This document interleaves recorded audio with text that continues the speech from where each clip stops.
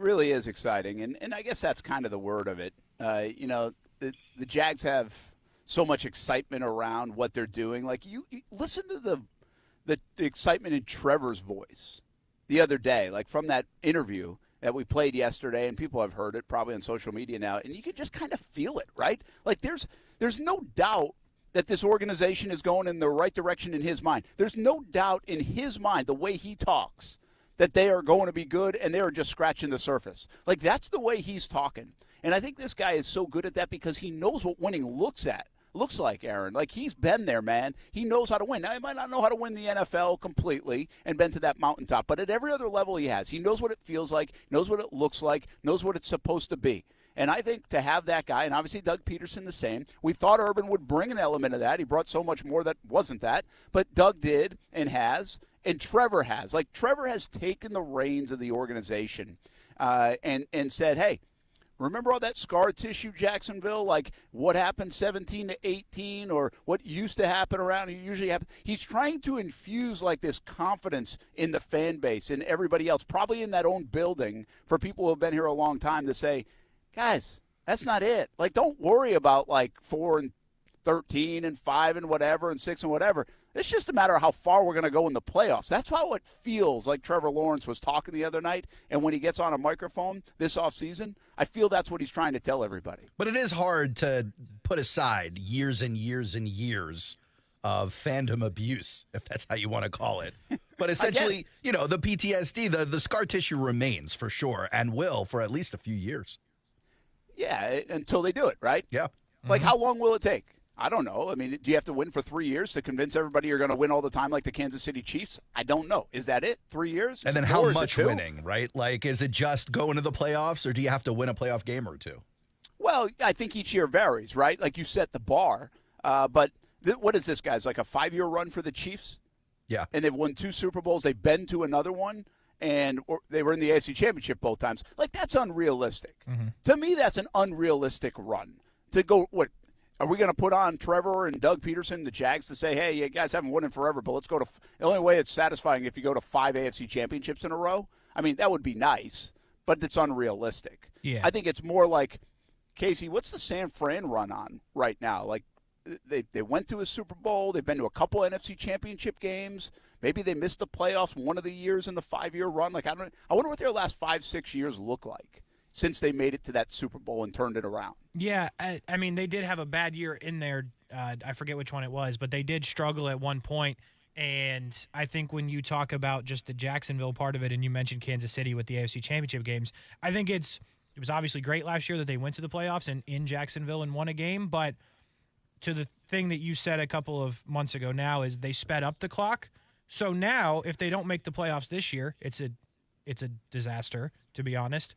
But now you've started the clock, so in 2 years, you still need to be making the playoffs if Trevor's your quarterback and Doug is your head coach. So they should be consistently, with the roster they have, the quarterback and the coach, in the playoffs every year.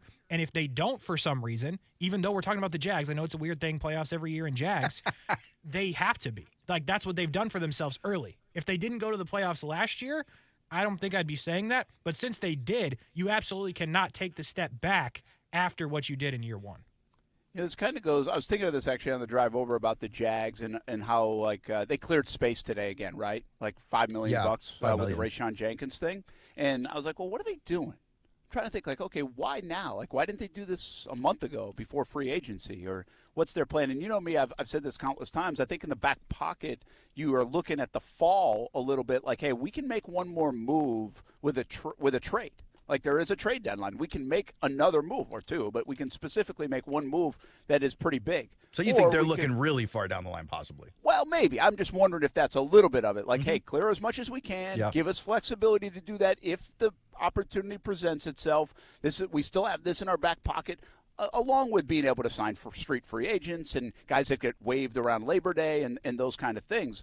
Or they might just be clearing to be able to extend somebody else as well, like, or this is start to make more money for Trevor or whatever it might be. I don't know their full motivation, but the bottom line is when you clear now $15 million in cap you've got, you open the door to be able to do a lot more things. I think they're now like 10th in the league in cap space. Yeah, they're like one of the worst like 2 weeks ago or 3 weeks ago. They're around the middle of the pack at this point. What's astonishing to me, if you're talking cap space, is the fact that the Panthers are out here spending $155 million, and they're still like second or third in cap space. Yeah, it's wild. Tremendous amount of money. But yeah, the Jags out there doing some work, clearing the books a little bit. You got to wonder what's happening there.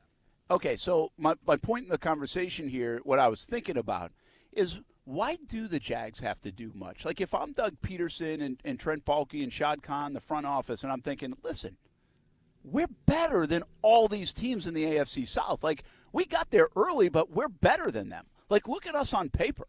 We are better than the AFC South. Just start there.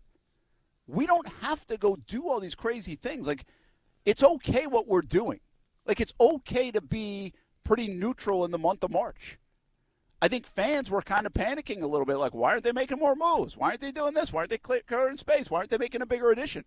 And I think in the building they're sitting there like, gosh, we got the quarterback. We got an offense on paper that looks as good as just about any in the AFC or in the National Football League, it feels like.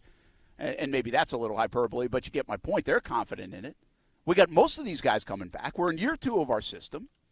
And if something goes awry and we don't like it for the first few weeks of camp, we've got the ability to make some moves when roster cuts are going on. And we also have an ability to make another move before the trade deadline, or 2 if we need it.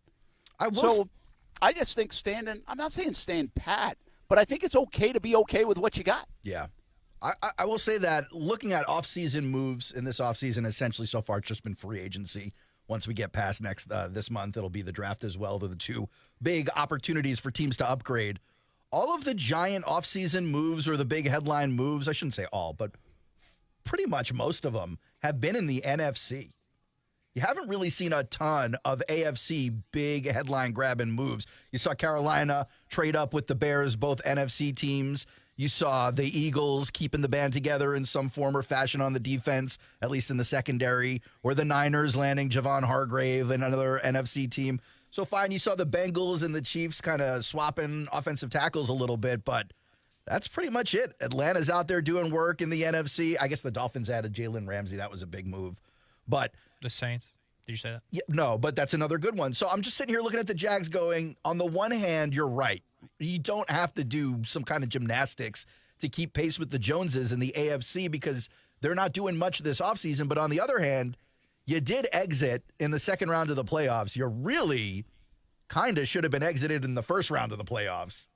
And I think anyone watching would be like, the Jags were kind of lucky to come back from 28-0. Granted, skill involved, yes, I understand it's not all luck, but I mean, a monumental comeback people will talk about for decades. It doesn't happen all the time. So you're sitting there essentially as a round 1, round 2 team, like maybe the upgrading should still be happening. I would agree with that. And to answer your question, Brent, I think in the division is one thing, but they're no longer competing against the Texans, the Colts, and the Titans. They're competing against the Bengals, the Bills, Miami, Kansas City. Totally. And you look at the Miami example that, they did get Jalen Ramsey. And Cincinnati, they're pretty well constructed. They've gone 10 rounds with the Chiefs every time. The Chiefs just won the Super Bowl. Buffalo, there's questions about, and the Jets are apparently going to get Aaron Rodgers, maybe. So I think if you look at it from that perspective, you do need to get better because you're not a Super Bowl team yet unless you have monumental jumps from Trayvon Walker, Devin Lloyd, Josh Allen. Calvin Ridley is the guy that he was before he missed time. And it's a lot of what ifs there. And you have to hit on your draft picks because I think we give Kansas City and Cincinnati the benefit of the doubt that as of late, they will hit on their draft picks. Yeah.